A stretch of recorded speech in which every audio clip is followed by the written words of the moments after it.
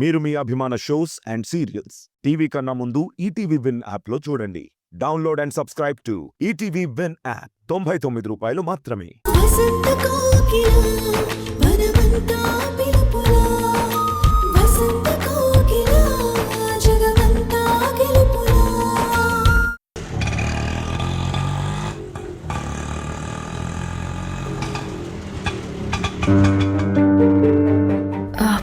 ఏమైంది బాబాయ్? ఒక్క నిమిషం మేడం, చూస్తాను.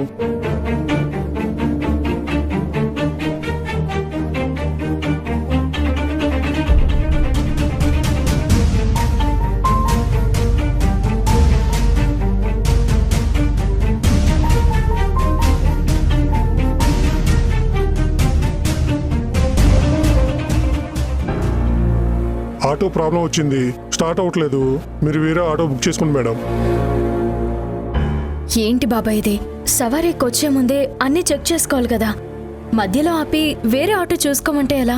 Sorry madam.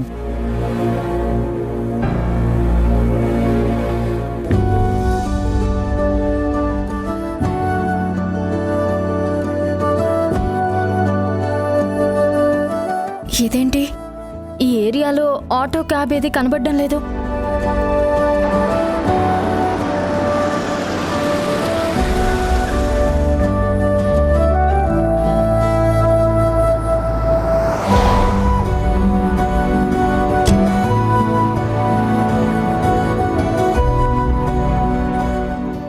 ఏమైంది సంధ్య, ఇక్కడున్నావే? డాక్టర్ అపాయింట్మెంట్ తర్వాత ఆయనకేదో అర్జెంట్ ఫోన్ కాల్ వచ్చింది. అందుకే నన్ను ఆటోలో వెళ్ళిపోమని ఆయన వెళ్లారు. నేను ఎక్కిన ఆటో ఏదో ప్రాబ్లం వచ్చి ఆగిపోతే వేరేది బుక్ చేయడానికి ట్రై చేస్తున్నాను. ఆటో ఎందుకు? రా, కార్లో డ్రాప్ చేస్తాను. వద్దు సూర్య, నేను ఆటోలోనే వెళ్తాను. మీరేదో పని మీద వెళ్తున్నట్టున్నారు కదా, వెళ్ళండి. ఇదేమంత ఇంపార్టెంట్ కాదు, కొంచెం లేట్ అయినా పర్లేదు. రా సంధ్య. వద్దండి, నేనేదో ఒకటి బుక్ చేసుకుని వెళ్తాను. అంతగా హెల్ప్ చేయాలనుకుంటే మీ ఫోన్ నుండి క్యాబ్ బుక్ చేయండి.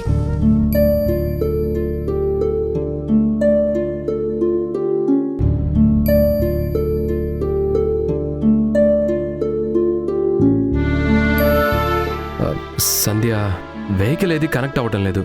కావాలంటే నువ్వే చూడు. నా మాట విని కారు ఎక్కు. ఎందుకు ఇంతగా ఆలోచిస్తున్నావు సంధ్య?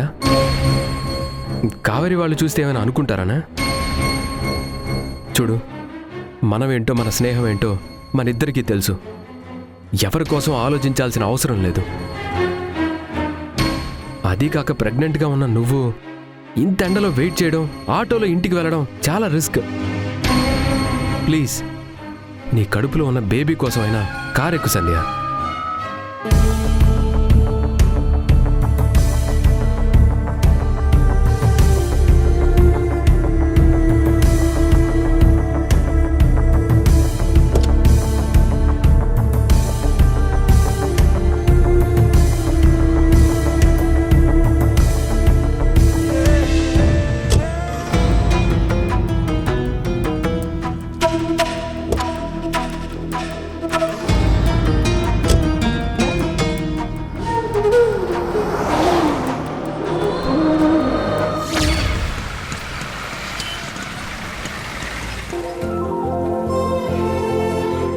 డాక్టర్ ఏమన్నారు?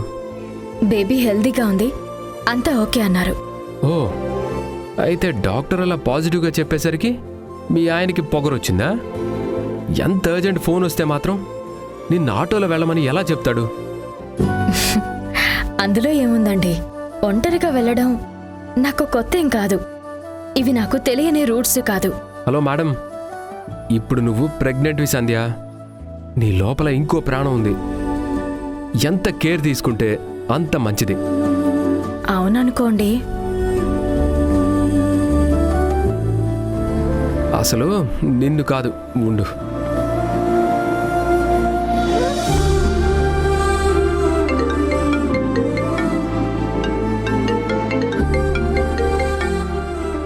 హలో, ఎక్కడున్నావు?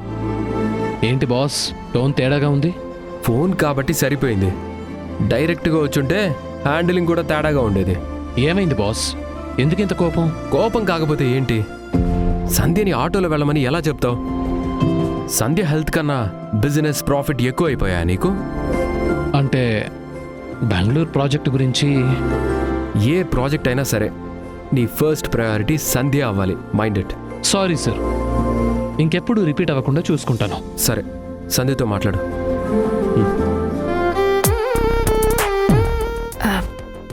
ఏమండి, నా పార్ట్నర్ ఎందుకు అలా ఫైర్ అవుతున్నాడు?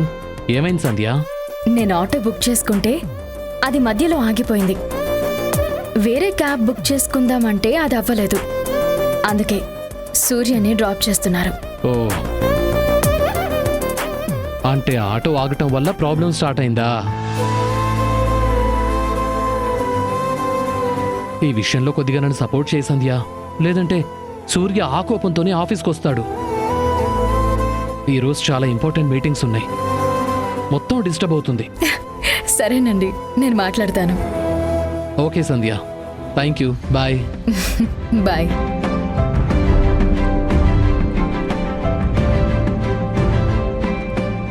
ఆయన మీద ఎందుకు అంత సీరియస్ అవుతున్నారు? సీరియస్ అవ్వక ఆకాష్ చేసిన పనికి సన్మానం చేయమంటావా? నువ్వున్న పరిస్థితుల్లో ఆఫీస్కి లీవ్ పెట్టి ఇంట్లోనే ఉండి నీకు సేవలు చేయాలి. అది మానేసి ఆఫీస్ వర్క్ అంటే ఎలా? నువ్వు ఈరోజు నడి రోడ్డు మీద నిలబడ్డావంటే దానికి కారణం ఎవరు? ఆటో ఏదో ప్రాబ్లం వచ్చి ఆగిపోయింది. మీ ఆయన్ని సపోర్ట్ చేయకు సంధ్య. ఆకాష్ కారులో డ్రాప్ చేస్తే ఇదంతా జరిగేది కాదు కదా. ఇలా అవుతుందని ఆయనకి మాత్రం ముందే తెలుసా? తెలీదనుకో. మరి ఇంకెందుకండి కోప్పడటం? ఆయనకి నా మీద ఎంత ప్రేమ ఉందో మీకు కూడా తెలుసు కదా. అప్పుడప్పుడు ఇలా తెలియక పొరపాట్లు జరుగుతూ ఉంటాయి. సర్దుకుపోవాలి తప్ప సమస్యగా చూస్తే ఎలా? నీ ఆలోచన, అర్థం చేసుకునే విధానం, వీటిలో 1% కావేరికి వచ్చినా నా లైఫ్ చాలా బాగుండే సంధ్య. అంతా నా బ్యాడ్ లక్.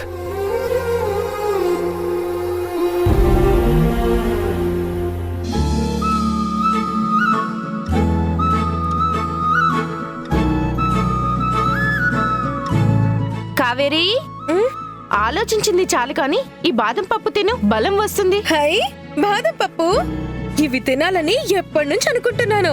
నీ దయ వల్ల ఎన్ని రోజులకు అవకాశం వచ్చింది. నా దయ కాదే తల్లి, ఆ దయ్యం ఇంట్లో లేదు కాబట్టి ఇదైనా కుదిరింది. అందుకే మరి కన్ను తల్లి పక్కనుంటే మెట్ట నిల్లు కూడా పొట్టు నిల్లుగా మారిపోతుందంటారు. ఆ మహాతల్లుంది ఎందుకు? ఎప్పుడు చూసినా నా మొగుడు యావ తప్ప వేరే ధ్యాసే లేదు. దానికెందుకుంటుందే మాయదారి మొహంది. సునకానికి కనకపు సింహాసనం దొరికినట్టు దరిద్రంలో ఉండేదాన్ని మా తమ్ముడు ఈ ఇంటికి మహారాణి చేశాడు. ఆ విశ్వాసము, మొగుడు అన్న భయం భక్తి లేకుండా మీ మామయ్యనే కీలు బొమ్మను చేసి ఆడిస్తుంది.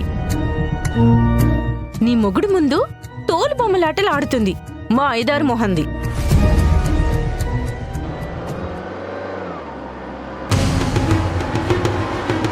ఇక్కడ ఆపండి, ఆపండి. ఇక్కడ ఆపమన్నావు ఏంటి సంధ్య? ఆ గుమ్మం ముందు ఆపితే అది కావేరి చూస్తే ఏం జరుగుతుందో నాకు బాగా తెలుసు. మీరు ఆఫీస్కి వెళ్ళండి. ఓకే. సంధ్య, హా? పనులు తగ్గించి నువ్వు రెస్ట్ తీసుకో. లేదంటే డాక్టర్ని, ఆకాష్ని ఇంటికి తీసుకొచ్చి నీ ముందు నిలబెడతాను. అవసరం లేదండి, నేను రెస్ట్ తీసుకుంటాను.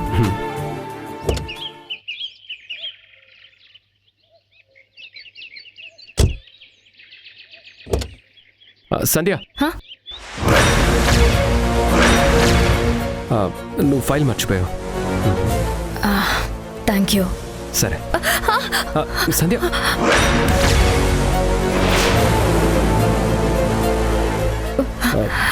ఓకే కదా? ఓకేనండి, నేను వెళ్తాను. జాగ్రత్త.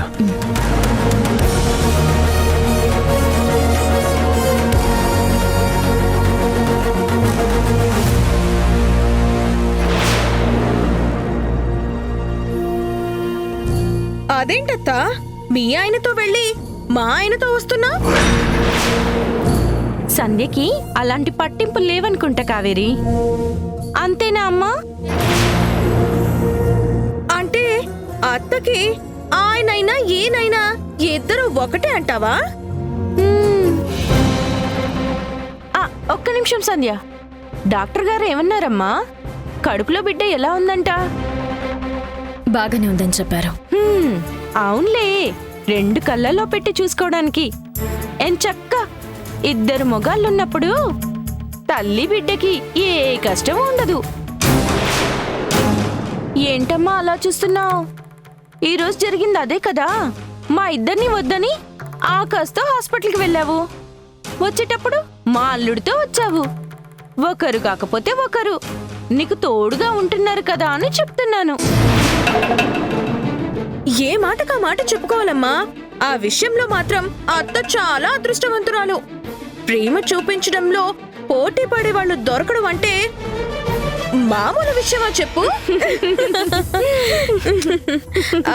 అత్త, నాకు తెలియక అడుగుతున్నాను, నువ్వు హాస్పిటల్కి వెళ్ళిన తర్వాత మా ఆయన కాల్ చేసావా, లేక ముందే అనుకొని కలిసొచ్చారా? కావేరి, ఇక ఆపుతావా? నోరు మూసుకుని వింటున్నాను కదా అని ఇష్టం వచ్చినట్టు మాట్లాడుతున్నారు. ఆయనకి అర్జెంట్ మీటింగ్ ఉండడం వల్ల నేను ఒంటరిగా ఆటోలో వస్తుంటే ఆటో ఏదో ప్రాబ్లం వచ్చి ఆగిపోయింది. అప్పుడే సూర్య కనిపించి డ్రాప్ చేస్తాను రమ్మంటే వచ్చాను. ఓహో, అవునా? నిజమా? అత్త చెప్తుంది విన్నావా అమ్మా? నమ్మితే నమ్మండి, లేకపోతే మానేయండి. మీ అనుమానాల వల్ల నష్టపోయేది నువ్వొక్కదానివే కాదు, ఇంట్లో ఉన్న వాళ్ళందరూ అని గుర్తుపెట్టుకో. పవిత్రమైన స్నేహానికి నీచమైన ఊహలకి తేడా తెలుసుకోలేనంత వరకు నువ్వు ప్రశాంతంగా ఉండవు, మమ్మల్ని ప్రశాంతంగా ఉండనివ్వవు. చూసావా అమ్మా? తప్పులు చేస్తున్నదే కాక మనకి నీతులు చెప్తుంది. ఇంతకన్నా జిత్తుల మారి ఊసలు వెళ్ళి ఈ భూమి మీద ఉండదేమో. ఇంట్లో సరిపోనట్టు బయట కలవడం, కార్లలో తిరగడం కూడా మొదలు పెట్టేశారు. మావైలా మనం కూడా చూస్తూ ఊరుకుంటే రేపో మాపో నా మొగుడు నన్ను వదిలేస్తాడు. అలా జరగకూడదంటే మనిద్దరం కలిసి వీళ్ళ ప్రేమ కథని మావయ్యకి చెప్పేయాల్సిందే. చెప్పేస్తే ఏమవుతుంది? నీ మొగుడంటే స్నేహం ఉంది, వాడు పెళ్ళామంటే ప్రేముంది. మధ్యలో వెదవలమయ్యేది మనమే. కడుపు మంటతో కావాలనే చాడలు చెప్తున్నామని మండిపడతాడు. నన్ను మళ్ళీ ఇంటి గడప తొక్కనివ్వడు. మరి ఏం చేద్దామమ్మా? కావేరి, ఈ సమస్యకి ఒక్కటే పరిష్కారం. సంధ్య మీద మీ మామయ్య పెంచుకున్న నమ్మకాన్ని నాశనం చేయడమే. మనం చూస్తున్న ఈ ఘోరాలని ఆధారాలతో సహా ఆకాష్ ముందు బట్టబయలు చేస్తే ఖచ్చితంగా నమ్ముతాడు. వీళ్ళ విశ్వరూపము తెలుసుకుంటాడు. అంటే ఏం చేద్దామమ్మా?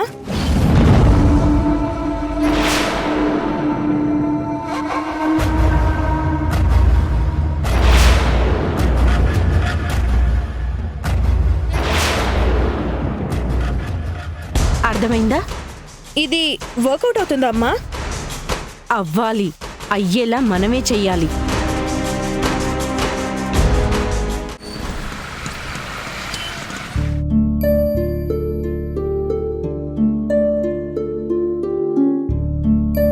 ఏమండి, మంచినీళ్ళు తీసుకోండి.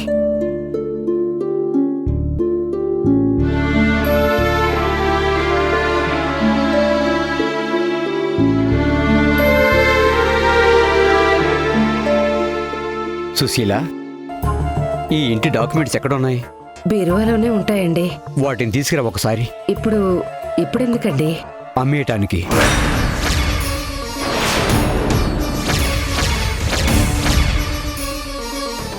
ఏం మాట్లాడుతున్నావు నారాయణ? ఇల్లు అమ్ముకోవడం ఏంటి? ఇప్పుడు అంత కష్టం ఏమొచ్చిందిరా? కూతురు జీవితం బాగుండాలంటే ఇంతకు మించిన వేరే ఉపాయం లేదమ్మా. అంటే ఇల్లు అమ్మేసి జ్యోతి పెళ్లి చేస్తానంటావా? పురే, ఇది జ్యోతికి తెలిస్తే ఒప్పుకుంటుందారా? పెళ్లి చేసుకుని ఇల్లు వదిలి వెళ్ళిపోతే మన బ్రతుకులు ఏమైపోతాయోనన్న భయంతో అది పెళ్లినే వద్దనుకుంటుందిరా.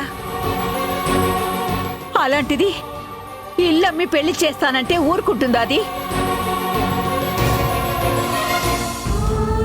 దానికి చెప్తేనే కదమ్మా తెలుస్తుంది.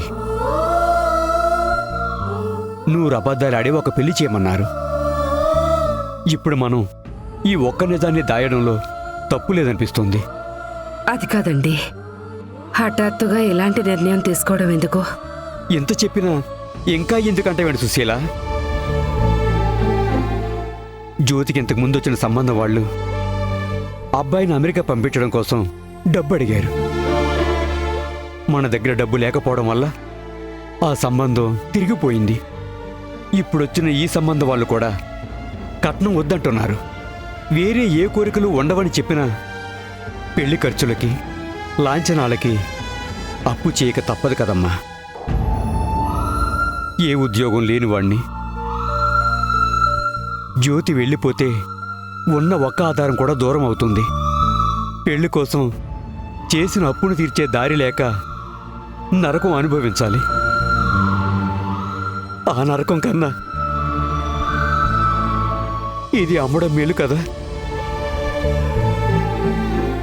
ఈసారి చాలా కష్టం మీద జ్యోతిని పెళ్లి చూపులకి ఒప్పించాం.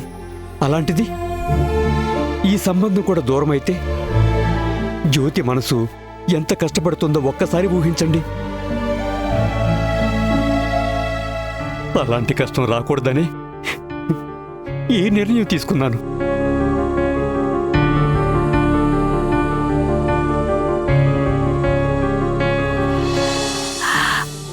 ఒరే నారాయణ, నీ ఆలోచన తప్పు కాదురా.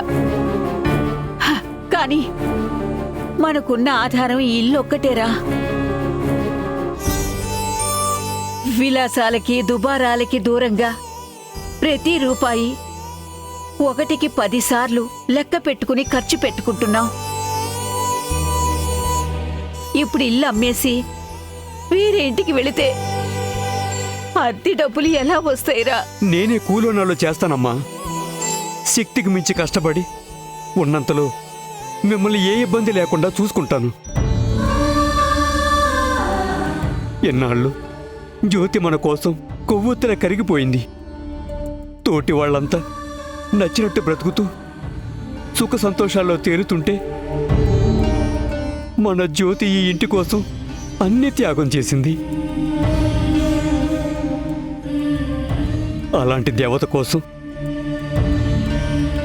ఈ చిన్నపాటి కష్టాన్ని కూడా భరించలేకపోతే మన బ్రతుకులకి విలువ అర్థం ఏముంది?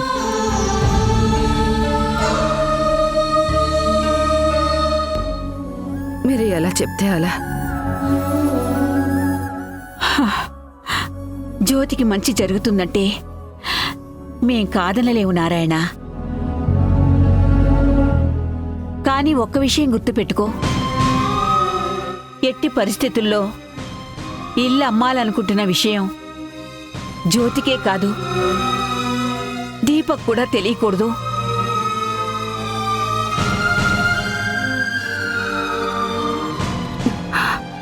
నేను వెళ్ళి ఇంటి పత్రాలు తీసుకొస్తాను.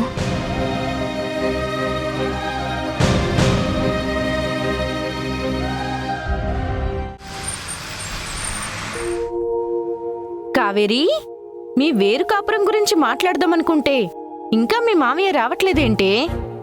ఆఫీస్లో ఏం మీటింగ్లున్నాయో మనం ఓపిగ్గా వెయిట్ చేయాలమ్మా. ఓపిక గురించి నువ్వు నాకు చెప్తున్నావా? ఎవరు చెప్తే ఏంటి, మనకి వేరే దారి లేదు కదా. నువ్వు మాత్రం మామయ్యతో ఒంటరిగా మాట్లాడు, అందరూ ఉన్నప్పుడు కాదు. ఆ మాత్రం నాకు తెలియదనుకుంటున్నావా? అమ్మా, కార్ శబ్దం విన్నావా? మామయ్య ఇచ్చినట్టున్నాడు.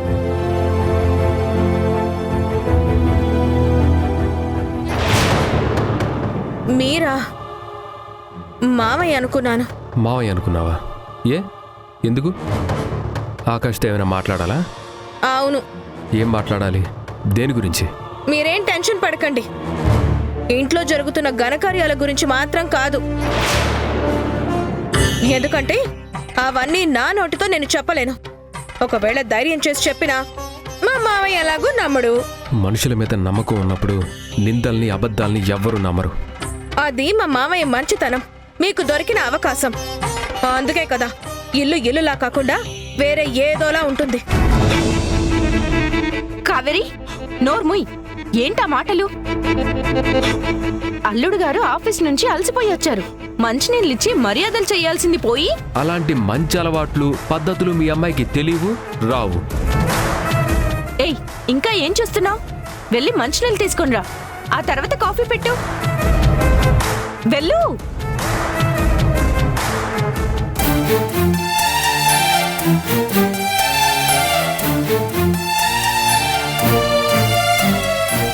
తీసుకోండి.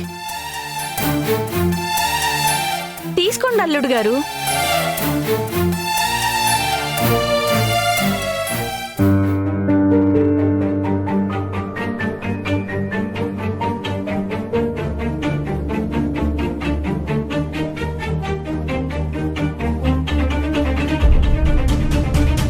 చూసావా అమ్మా, నీళ్లు నేనిచ్చినా మా ఆయన కళ్ళు వేరే ఎవరినో వెతుకుతున్నాయి.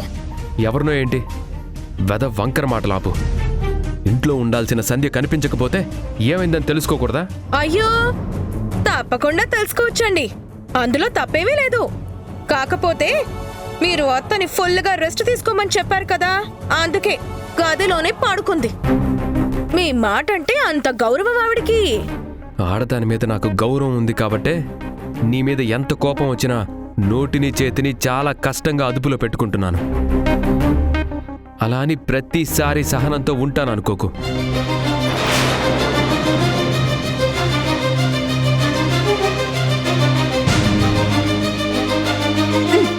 పడుకున్న ఎద్దుని తోకలాగి తన్నించుకున్నట్టు అల్లుడు గారికి ఎందుకే కోపం తెప్పిస్తావు?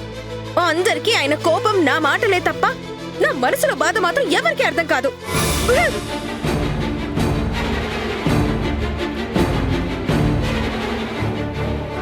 అమ్మా, చూసావా, ఆవిడ కోసం నన్ను వదిలేస్తారంట. అల్లుడు గారు, నా ముందే నా కూతురుతో ఇలా మాట్లాడడం పద్ధతి కాదు.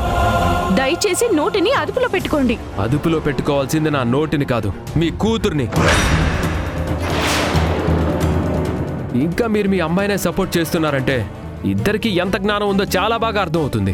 చిదిగో, నన్నేమైనా అనండి, పడతాను. కానీ మా అమ్మనేమైనా అంటే మాత్రం బాగోదు. అంటాను, నా ఇష్టం వచ్చింది అంటాను. ఏం చేస్తావు?